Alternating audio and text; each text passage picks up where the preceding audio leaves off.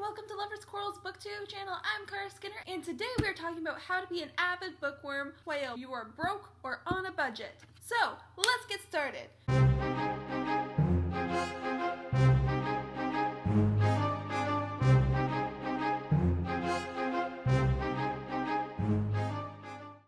Alright guys, so before we get into it, I just want to say thank you so much for everyone who has watched my TMI tag video. I have gotten over 500 views on that and I am so excited. I don't know what I did to make you guys all watch it or like why you watched it, but thank you so much. I really appreciate it. I wanted to talk to you today about how to be an avid bookworm while on a budget, because a lot of the time you see the big booktubers doing all these book hauls all the time, and a lot of booktubers say that this sets a really bad example because they think they have to like bankrupt themselves all the time to do like all these huge book hauls. And you don't have to bankrupt yourself to do book hauls or like buy a lot of books all the time. I'm creating a video about like these illegal, very legal, don't worry, no piracy here, and like free or very low cost ways to get more books. Alright, way number one is to embrace the indie world. Yes. Indie books are amazing. A lot of people are suspicious about them or like not so sure because there's no like real quality control for self-published books. There aren't any gatekeepers for self-publishing like there is for traditional publishing, and a lot of the time self-published authors don't have the same resources as traditional published authors. Like they don't have 1,000 editors and book cover designers and everything to help them work through this. But that doesn't mean indie books aren't worth reading, because like there are some really good ones out there, and if you find yourself in a reading slump or like you don't know what to read next, then the indie world is a good place to look, because you're going to find books that don't necessarily follow a formula or break the mold or are in a completely different niche than you're used to, because there's like infinite number of niches and possibilities in the indie world, while the traditional publishing world only sticks to what is profitable for the masses a lot of the time. One of the best places to find these books is Smashwords. I love Smashwords because it's all indie books and small publishing presses. Like that is who publishes on Smashwords. You can download these books in multiple different formats, including Kindle format if you really love your Kindle. But also Kobo if you like the Kobo Aura, or you just like reading on the Kobo app. Like there's so many possibilities with formats with Smashwords. Smashwords also lets you sort out exactly the specifications you want for the book, like the genre, the subgenre, the story length, the price range. You can sort it by bestsellers, you can sort it by highest ratings, like all these different options. So you can find like basically exactly what you're looking for. They even have a free category, so if you want to spend no money whatsoever and still find a good read, then you can check out the free category. Now granted, you might be a little overwhelmed or worried about like taking too much risk of like reading a bad book, and if that's the case and you're looking for where to start, you can always subscribe to my newsletter, and I'm going to leave the link to that down below. If you subscribe to my newsletter, then you get the Lovers Quarrels Ultimate Reading List, which has all the books that are free, full-length romance novels that I have rated 4 stars or higher. I'm gonna leave that in the description. If you are interested, click it below. Another cool thing about Smashwords is they do these epic sales, and by epic I really mean epic. Like there's a summer-winter sale and the Read an eBook Week sale. These sales are huge. Like so many authors get together and like slash the prices of their books. And they have different categories that you can find, including a 100% off category. So you can find a book that normally costs money for free. That is another amazing reason to be on Smashwords, and just like keep aware of like those sales and when they're gonna happen, so that way you can find some awesome books that are deeply discounted or free. But trust me, these sales are very addicting.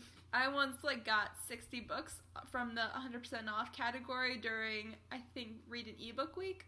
It was crazy. I just had like 15 minutes to kill at school, and so I went a little insane. That happens. Just be careful to make sure you don't do that, or do it if you really want that many books. I definitely did at the time, and I still kind of do. But I know a lot of us prefer the bestsellers or print books instead of ebooks, especially from authors that we don't really know about.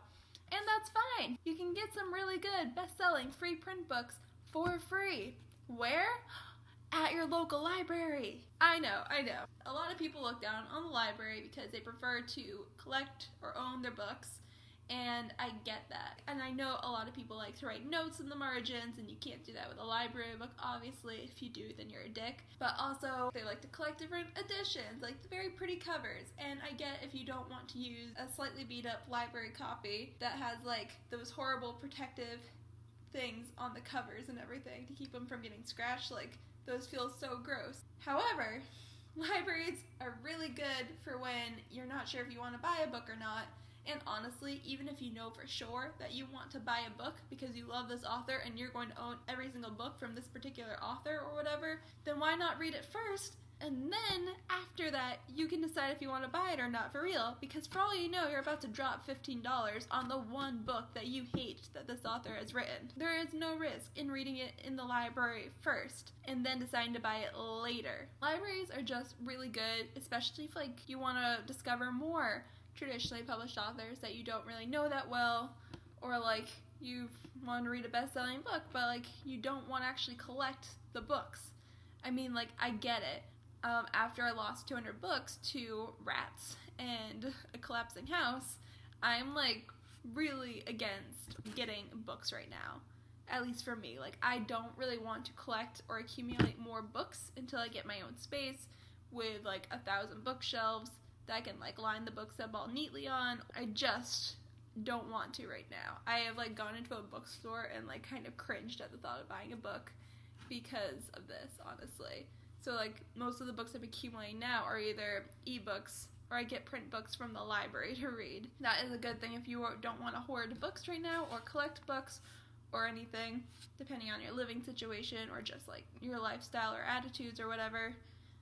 Then libraries are the way to do it. Libraries are also like really important to the community and to like everyone like ever. So like honestly, your taxpayer dollars are paying for it, so you might as well utilize this resource. And it's important to support your libraries, so a good way to do that is to go to their book sales. That's where you're going to find a lot of books for $1 or less, possibly. Another way to get books, become a book reviewer. You can do this through BookTube or your own blog or anything like that. Make it known that you love books and you review books. And honestly, you will get review requests pretty quickly.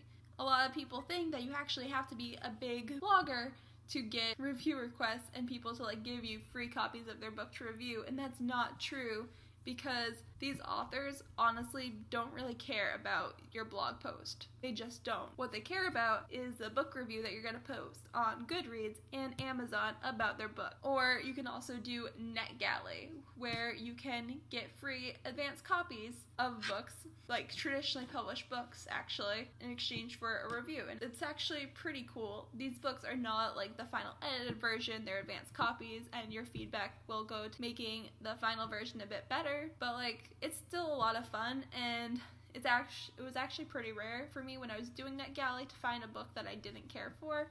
A lot of them are already pretty professional and absorbing and entertaining when you actually get them in NetGalley.